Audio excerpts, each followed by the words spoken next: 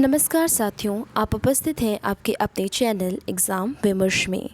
आज की वीडियो में हम पढ़ेंगे धूमिल की प्रसिद्ध कविता रोटी और संसद। धूमिल की कविताओं में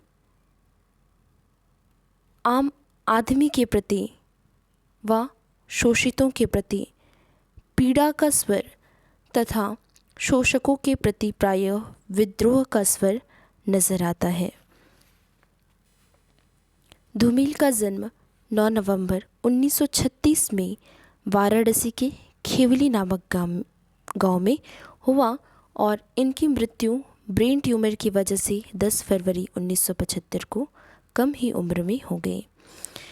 इन्हें हिंदी साहित्य के साठोत्तरी कविता के शलाका पुरुष के रूप में जाना जाता है। इनकी प्रमुख रचनाएं हैं संसद से सड़क तक 1972, कल सुनना मुझे 1976, सुदामा पांडे का प्रजातंत्र 1984। इनमें से इन्हें कल सुनना मुझे काव्य संग्रह के लिए 1989 में साहित्य अकादमी पुरस्कार से सम्मानित किया गया है।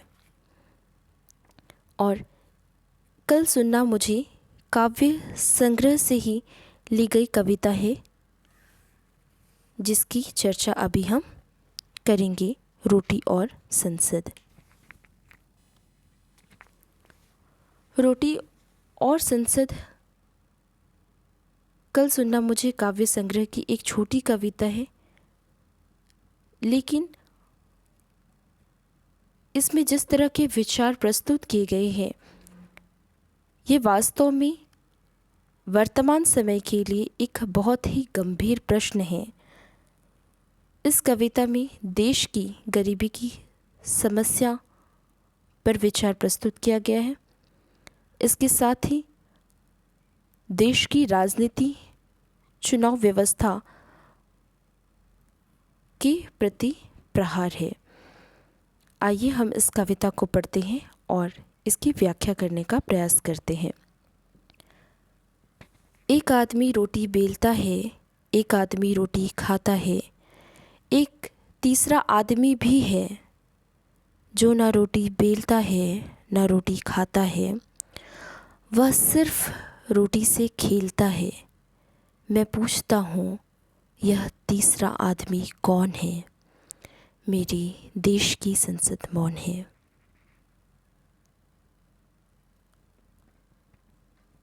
इस कविता में धूमिल एक आम व्यक्ति, गरीब व्यक्ति का चित्रण करते हुए बोलते हैं, एक आदमी रोटी बेलता है, अर्थात वह रोटी के लिए परिश्रम करता है, वह रोटी को अस्तित्व में लाता है। इस पंक्ति के माध्यम से मुख्यतः मजदूर वर्ग या सर्वहारा वर्ग की ओर संकेत किया गया है, जो रोटी को अस्तित्व में लाता है। एक आदमी रोटी खाता है। इस पंक्ति के द्वारा उपभोक्ता वर्ग की ओर संकेत किया गया है। एक तीसरा आदमी भी है जो न रोटी बेलता है न रोटी खाता है, वह सिर्फ रोटी से खेलता है। अब ये जो तीसरा आदमी है जो न रोटी बेलता है न रोटी खाता है, धूमिल ने इसी को लेकर यहाँ पर सवाल किया है कि यह तीसरा आदमी कौन है। क्योंकि जब तक हम किसी भी समस्या के मूल तक अर्थात जड़ तक नहीं जाएंगे तब तक उसका समाधान नहीं हो सकता।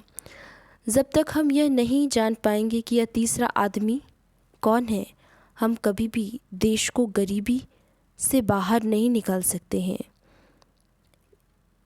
इसलिए इस तीसरे आदमी के विषय में धूमिल संसद में सवाल कर रहे हैं कि यह तीसरा आदमी कौन है, और लेकिन इस देश की संसद कोई भी जवाब नहीं दे पाती कि यह तीसरा आदमी कौन है। वास्तव में यह तीसरा आदमी सत्ताधारी, पूंजीपति या अफसरशाही लोग हो सकते हैं जिन्होंने गरीबों की गरीबी का फ़ायदा उठाया है और इनकी रोटी को छीनने का कार्य किया है। ये वो लोग हैं जो सामान्य जन के बीच खड़े होकर जनता के पक्ष में लड़ने का नाटक तो करते हैं, लेकिन वास्तव में यही लोग जनता की रोटी के साथ खिलवाड़ करते हैं। ये वही लोग हैं जो गरीब की रोटी को खाते हैं और संसद में आसीन होकर राजनीति से निरंतर बोलते रहते हैं। धूमिल ने इस कविता के माध्यम से मजदूर वर्ग के प्रति पीड़ा को उजागर किया है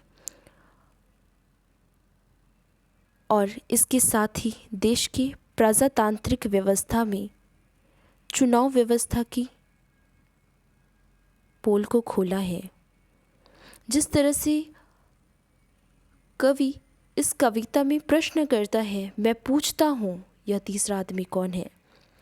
हमें पढ़कर ऐसा नहीं लगता है कि यह कोई कविता है, लेकिन ऐसा लगता है कि वास्तव में कोई व्यक्ति खड़ा होकर आज यह सवाल कर रहा है कि यह तीसरा आदमी कौन है।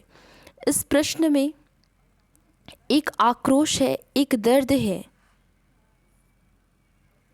उन लोगों के प्रति जो आम आदमी की मेहनत पर अपने जीवन को आराम से काटते हैं। उन्हें उस आम आदमी से कोई लेना देना नहीं है। और यदि हम देश की आज़ादी के बाद की स्थिति को देखें तो यह आदमी जो रोटी बेलता है वास्तव में यह एक किसान है जो रोटी को पैदा करता है। दूसरा वर्ग जो इस रोटी को खाता है, लेकिन तीसरा वर्ग है जो इसकी रोटी जमा करके रखता है। इसे रोटी से मतलब नहीं है, लेकिन यह केवल रोटी से खेल रहा है। तो इस कविता की मूल में यही है कि कवि अपनी इस कविता के माध्यम से गरीबी की समस्या को एक सवाल के रूप में लेकर आते हैं। दूसरी बात कि देश की चुनावी व्यवस्था पर, देश की संसद पर सवाल खड़ा करते हैं, जिससे कि इस समस्या का हल हो सके, भूखमरी से देश आज़ाद हो सके। तो यही है इस कविता से मूल तात्पर्य यही है कि एक आदमी है, रोटी बेलता है अर्थात मेहनत करता है, दूसरा उस रोटी को खाता है जो कोई भी आम वर्ग हो सकता है, जैसे वकील हो सकते हैं, डॉक्टर हो सकते हैं, ये सब हो सकते हैं। और तीसरा आदमी है जो पूंजीपति है, मुनाफाखोर है। और यही जो तीसरा व्यक्ति है ये गरीब व्यक्ति की रोटी को छीनकर ऊंचे पद पर आसीन होता है और गरीब व्यक्ति की रोटी के साथ खिलवाड़ करता है। आप सभी का धन्यवाद। मुझे लगता है कि इसकी व्याख्या लगभग हो गई है। यदि आपके पास इस कविता को लेकर और कोई सवाल हो या आपको लगता है कि जिसका जवाब देना चाहिए था या कोई ऐसी पंक्ति जिसकी व्याख्या नहीं हुई, तो आप उसे कमेंट सेक्शन में पूछ सकते हैं। साथ ही साथ आज की वीडियो के अंत में मेरा एक सवाल आप सभी से है, क्योंकि अब आप सभी जानते हैं यूजीसी नेट परीक्षा के लिए नोटिफिकेशन भी जारी कर दिया गया है। मैं चाहती हूँ आप सभी अपनी तैयारी बहुत ही अच्छे से करें। और इस कविता को मैंने आज पढ़ा, हमने धूमिल के बारे में भी काफ़ी कम शब्दों में जानकारी प्राप्त की। आज का सवाल ये है कि आप कमेंट सेक्शन में मुझे धूमिल का पूरा नाम बताएंगे। आज के लिए इतना ही। यदि आपको ये कड़ी अच्छी लगती है, आप इसे लाइक करें, शेयर करें, चैनल को सब्सक्राइब करें और अपना कमेंट करना ना भूलें। आप सभी को धन्यवाद।